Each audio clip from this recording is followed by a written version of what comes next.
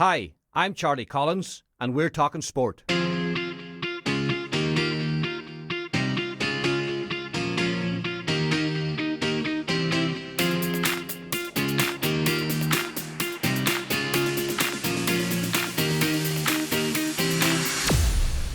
you're very welcome to Talking Sports, and with me in studio today is Finn Harps manager Ollie Horgan. Ollie, good afternoon, you're very welcome. Thanks, Charlie. Ollie, appointed at the end of last year after Peter Hutton resigned as manager of Finn Harps, and I suppose the first thing I'll say to you, it was, unlike Harps in the past, this was one of the best kept secrets ever, that first of all that Ollie Horgan had even applied for the job, and that secondly, up until the moment they appointed you, that you were actually going to get the job. So I know that you felt that you wanted just to keep it confidential, that you'd applied for the job, but at the end of the day, were you surprised actually that you'd got it? Well, of course, Charlie, yeah. I mean, anyone out there would have felt that there was people maybe more experienced than I that applied for the job. Yeah, I knew I was in a chance when I was brought back to a second interview, but, as regards the confidentiality side of it, I asked the board, that my name would be kept out of it. And to their credit, it wasn't so much a test of them holding their water in that manner, but they did. And yeah, but the question was, I surprised? Yeah, I was, most certainly, yeah. Yeah, and of course, it came public then afterwards you'd actually applied for the job 2.5 years before that as well, Ollie. Yeah. So it was something that had been on your mind for quite some time. Yeah, I applied 2.5 years ago, that time when Felix Healy was appointed. At the time, I was with Fenwick United in the A Championship. It was exciting times down there. It was, a league that was very, very good. I'm sorry to see the end of it there in the last 18 months. So, I don't know if my heart was setting it at that time, but it did. Of course, it interests me. Anyone who'd like to progress in management, of course, would want to manage a League of Ireland side, yeah. Charlie. And is that just what it's all about, Ollie, in terms of progression? You were a very successful player with Fenwick. You did very well as manager of Fenwick United, won 3 Ulster Senior League titles. Was it something in your head? I've got to test myself at senior level. Look, yeah, no, Charlie. I'm not one to plan. I'm not one to say, look, I'd like to do this, I'd like to do that. When the opportunity arose, yeah, I went for it. There'd be other times, other things, maybe over the years, opportunities might have arisen in different parts of the country that I didn't go for. And just, look, come here, of course you want to play or manage at the highest ability, but there are ups and downs that go with that, Charlie. It's not just plain sailing, that type of way. Absolutely. Just to quote some of the things that was said after the interview, somebody in the Harps thing said that your interview shot the lights out, that you romped home in terms of the votes, that you had exciting ideas, and that you were very passionate about football. We didn't need someone from the Harps to tell us how passionate you were, Ollie, but what do you think that you said to them that convinced them that you were the right person for the job? I'm still not too sure of that, Charlie. Look, I probably was as honest as it could be. I don't openly give information to people about myself, and that, the questions he asked me, I answered them honestly. Okay, with a bit of passion, of course. I would have taken that with my game, but at the same time, there's a fair amount of honesty there, and you'll put the time in, Charlie, that type of way, and do it as well as you can. But I can't tell you what positives or negatives were through that interview. To me, it's well behind us, and I've moved well on from that, Charlie. And that is, it's in the past at the moment when you look at Friday night coming up. And given the Ollie Horgan that I know, a lot of realism in there as well, because you weren't going to go in and start making promises that you felt you couldn't keep. No, Charlie. I mean, I'm not one to make promises that you 100% can't keep there, and certainly this will take time. I'm quite a realist as regards what is available to me and what maybe become available in the future. But it'll take time, and there's no quick fix to this without any shadow of a doubt. And that's one of the downfalls of being a football manager, isn't it? No matter absolutely. What level you're at, because people want that quick fix. Yeah, of course. Look, it's result driven. I know that as well as anybody. But so be it. I'll go. I'll enjoy it. I'll put whatever length of time into it it'll take, but it will take time, Charlie. It's not going to fix overnight. But Waterford on Friday night and 32 or 31 games after that. Yeah. It's a long season, and maybe more after that. But it will take time. Yeah, we might just come back to the playing side of it a little later, Ollie. But let's just talk about the structure of the club there, because Harps have come in for a lot of criticism in recent years about how difficult it is for a manager coming in to try and run a club on scant resources and that type of stuff. Hard to attract players, and if you're not winning matches, the crowds are not going to come, and the revenue is going to be a struggle. You thought about all that, I'm sure. You didn't have to think about it because you knew it was a fact. Yeah, of course it's a fact. And, I knew that before I got the job. I certainly know it now, having spoken to a number of players that, we were in competition with other clubs, both around here and in different parts of the country. And you play second fiddle no matter how well you sell the club. Players that I would have known over the years that I capped at Schools international level, and, I would have known quite well.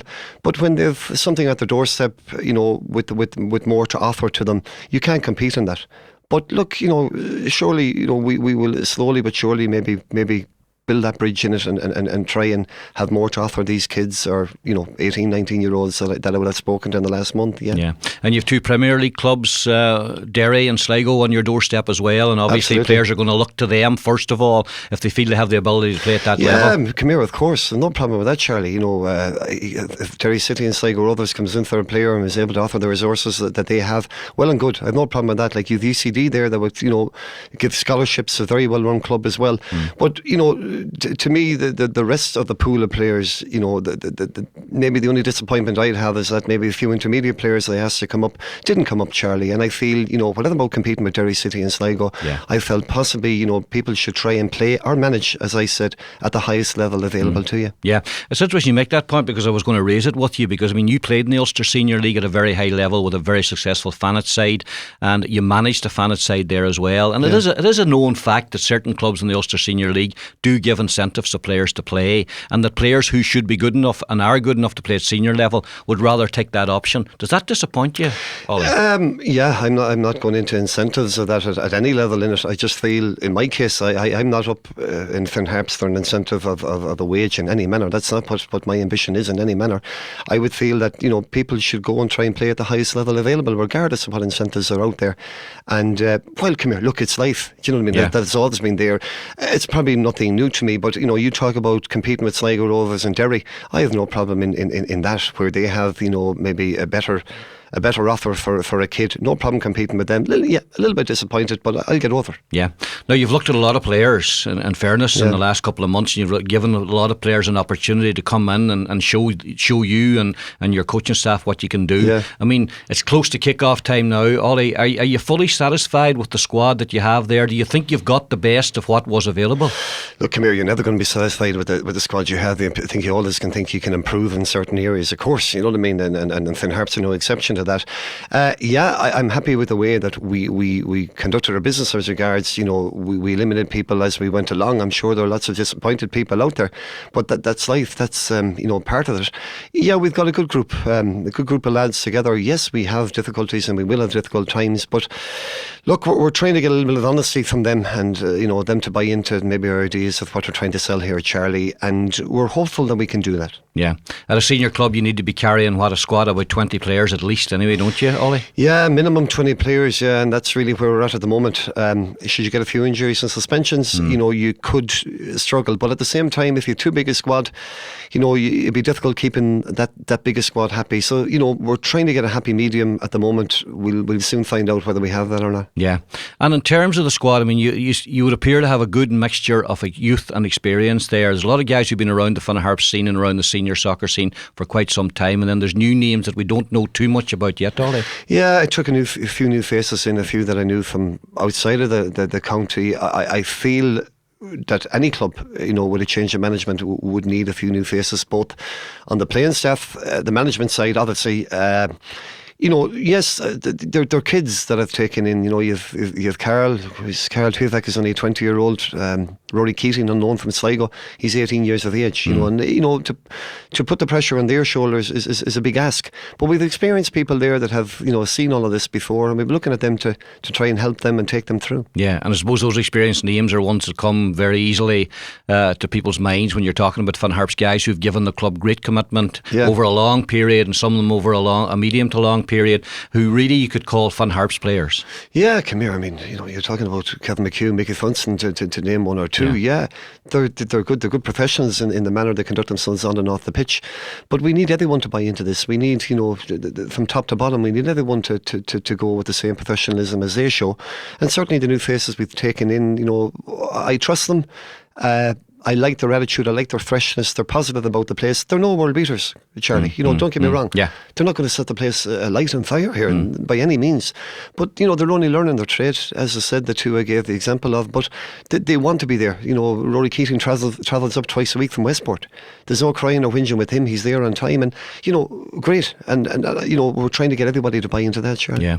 And you have a few guys as well, Ollie, that are well known as excellent players that perhaps, have been difficult to handle maybe for managers in the past and that sort of thing. But the talent's there. And I suppose the challenge for you is to get the best out of them on a week-to-week basis, because the unfortunate thing with football, and you've seen it and I've seen it over the years, is sometimes the most talented guys are the guys who are the hardest to manage and perhaps don't fulfil that sort of potential that they have for one reason or another. Yeah, I mean, you mentioned there's talent there. There is, Charlie, but there's talent in every League of Ireland club, and serious talent at that. So, you're competing, your best talent available to us here against the best talent available in your Waterford, your Galways, your Longfords, so that type of way, it's like with like in that manner. Yeah, in general, from my experience, maybe the better ability players have been more difficult to manage. But, when I came in there, I gave everybody a chance, regardless of any, bit of baggage that was there. And, I have no problem giving anyone a chance, regardless of what history is in it. But, with us, with me, with James, with the management staff, we'll treat you as we see you from when I started, and should you mess up in that under our watch, well, then you suffer the consequences. So the slate's basically clean as you go on there, Ollie. Yeah, absolutely, Charlie. We held no questions over anybody, and we said that to them, as a group, and indeed when I met some of them individually through the month of November and December. Yeah. I mean, you gained a reputation for getting the best out of players when you were with Fannett United, and obviously that was recognised at international level as well, with you getting the job with the Schoolboys, which you still have, Ollie. Yeah. And I mean, talking to players who played under you at Fannett United, it was a straightforward sort of an attitude that you had. You basically explained what you expect from players, and sometimes that's the best way, because sometimes, Ollie, that's when you do get the best return from them. Yeah, I mean, we'd good days and bad days in Fannett, don't get me wrong, Charlie, but, at least we got honesty, we got, dedication, we got people to buy into what we were doing. We had no special formula in any manner.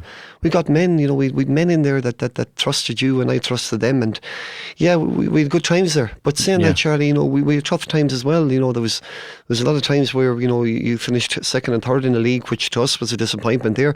But those players came back the next year and dug in. And, look, this is a different standard. This is a different level where you're playing against the top quality in the country. But, my principles would still remain the same. That, we'll be honest and put our time in off the pitch. Please God, they can be as professional in what they can put in on the pitch. Yeah. But it'll be difficult, Charlie. Look, I know. But it's generally accepted, Ollie, and I know you won't say this, so I'll say it for you, that you won 3 titles with Fannett, and I think you were second 2 or 3 times as well in that 6 or 7 year period. And there's a lot of people would say that you did it with a poor Fannett team that would have been there previously in the past, in a very competitive Ulster Senior League as well. So, okay, it's about players up to a point, but it's also about how they're managed. Well, I don't think the players that won the 3 Ulster Senior Leagues would be happy you calling them poor players, but poorish players. There was certainly the teams before that in Fannett were serious teams. They were nearly League of Ireland side that were there, and it's hard to touch that level. In it, Cockhill are there at the moment that would push to that level. To be fair, but back then, but that Fannett team was exceptional. That we're talking about. It was exceptional. Yeah, there were men. There were men that a lot of them had played in Ballybofey for years. There were men, and they were this. They stood by each other on the pitch and indeed off the pitch, and but that day is gone, Charlie. Things have moved on, hugely from then, and those, for the better or worse, would you say, Ollie? Possibly both, Charlie. I mean, I still keep in contact with those players that I played with in Fannett, and I'm just wondering, would the players that are playing at the moment, the 20, 21 year olds, just wondering, will they keep in contact with each other for the next 20 years? I don't know. Time will tell that, but I would have doubts, in that manner. But things have moved on, absolutely. Yeah. This is a big challenge, because I mean we know that Finn Harps and everybody connected to it and everybody in Donegal is crying out for success, and it's almost got to a stage, Ollie, that people are weary waiting for Harps to be successful again, and that's really unfair to people who are at the club. And I mean, I know a number of the committee, and I know you know them well now as well, who've tried so hard to get Harps back to where people in Donegal want them to be, and it can be seen because Harps supporters are as fickle or as any other set of supporters. If the team's losing, they're not going to go. go. If the team's winning, they will go. So therein lies the challenge, perhaps, to get people coming through the turnstiles, and the way you're going to do that's winning matches. It is, yeah. Winning matches obviously will decide how long I'm there, if you like. As I said a while ago, it's result driven without a shadow of a doubt. But it does take time to try and get to that stage. We've 2 or 3 under-19s in with us that they will be playing a part in the league, and you're not just going to throw them in and expect to get results at the drop of the hat. It'll take time. And if people are patient and maybe buy into what we're trying to do, and if the players to me can maybe empty the tank and show genuine passion out there, win, lose or draw, I would hope that would entice people to come back. Look, we're going to be up against serious opposition on Friday night against Waterford. I watched them at the weekend. They're going forward, they're top class. They should have got promoted last year, Charlie. I'm not making excuses in any manner here. You've got your Galways. I watched the week before with I won't go through the players that they've got in. Ryan Connolly, Vinny Tharty, for example. They're Premier League players. You've Longford Town, who've taken in half the Shamrock Rovers without exaggeration there. It's going to be a serious task to compete with them. Don't mind, your Cove Ramblers and your Wexford Jutes, who are, we haven't got a great record against as it is in that case. But, if I can get these players to go and empty the tank in 90 minutes in a game, show a bit of passion and pride in the place, I would be hopeful that may get the crowd in and keep them coming back, regardless of whether that's good enough to win these games or not. Yeah, Ollie, you just mentioned the quality of the opposition there. Realistically, and you did say earlier on it's going to take time. What sort of a season are you hoping to have? I was asked that question a number of times. I was asked questions of, what targets have you set? I really don't have an answer, Charlie, to be truly and utterly honest to you. I don't know where we're going to be, genuinely. We can make the best of the resources that we have. We have a group there, if we can get them close-knit, which, I think they're buying into it. God knows what will happen. But there's no point in me saying, look, we want to finish in a certain place. I haven't a clue. Yeah. You're talking about your Galways, Longfords and Waterford, who have already set targets of first, second and third. That may not happen. Yeah. Look, as I said to you earlier on, if we can get the most out of our players, God knows what will happen. I'll rephrase it then. Where would you finish to make Ollie Horgan and everybody connected happy at the end of the season? Come here. Of course you'd want to win the first division, which is, realistically probably maybe out of our reach, although at the same time God knows what would happen. Look, as I said earlier on, if I can get the maximum out of the players we have, if we can show a bit of passion, a bit of pride, get the club maybe back on to a stepping stone. Look, come here, maybe 7th, 6th, 5th, 4th. I haven't a clue, Charlie. That's been blunt. I'm not trying to avoid the question. No, I know you're not. I know you're not. That's where we're at. It's not that I haven't seen the League of Ireland. I've watched it closely, believe you me, over the last number of years. I would know nearly every bloody player in that first division to my cost in a way. But it depends what way these lads gel. Yeah. And at the moment we have a bunch there that want to be there. A little bit of togetherness, but we need more than that. And look, come here, Friday's not going to make or break it, but 32 games down the line, Charlie, you asked me that question 3 or 4 months in, I'd be able to tell you, well, look, this crowd gel together, or look, no. But come here, it won't be for the lack of trying, that type of way. What would you say to Harps supporters or prospective supporters, and there is a lot of them out there, Ollie, that would love to be going up to Finn Park? What would you say to them now as a new season dawns? Look, as I said, it won't be for the lack of effort. It won't be the lack of effort off the pitch with the management team that's in place. I hope it won't be for the lack of effort with the players that are on the pitch. If it is, there'll be changes in it. And, to me, if we can show a little bit of honesty on the pitch and go through the 90 minutes and empty the tank, as I said, I think maybe the supporters might buy into it, that at least there's no fancy lads out here. There's no lads out here to because they're getting a few pound and not putting a shift in. If you can get that bit of honesty there, I would be hopeful that the supporters who come in could buy into it. But look, come here, I know more than anyone you're going to get criticism. Yeah. Come here, there's half the people want you there, half the people won't, but it'll roll off me. Believe me, come here. It's you won't lose any sleep over it. I won't lose sleep about it, Charlie. Believe you me, That's and Ollie, good thing. Just before you finish, you're away with the Schoolboys this week as well, so it's a really busy week. I mean, that involvement at international level is a great boost for you as well. I know you were delighted to get the call at that particular time, and it shows the standing that you're held in, because there's plenty of people available to do jobs like that. Yeah, the under 18, the Schools international side is great. It's you have, I won't say a lap of luxury in any manner, but you have the pick of the country. Yeah. Everybody wants to play there. You're not competing against anybody else. These people, you meet them, you train up in Dublin every fortnight, and they're first there. It's great. It's we go over to Wales, over outside Wrexham, and this week, and you'd be staying in the top hotels. It'll be as professional as possible with any team, and that's probably the little bit of background where I would be trying to get the professionalism with Finn Harps as well to compete with it. But it's obviously a luxury, the international school side, a great honour. Don't get me wrong. Yeah, for sure. But everyone wants to play there. If a kid drops out there today, as happened, you have another 10 you can pick from. Yeah. A kid drops out of Finn Harps, you don't have that luxury in it. So it's something extremely enjoyable, and I don't regret 1 minute of that. Yeah.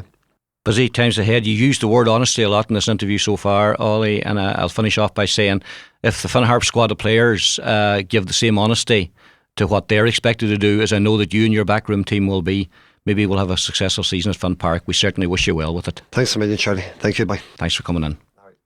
That's Ollie Horgan. Join us here on Talking Sport. We'll be back with more Talking Sport in the next week or two. Join us then.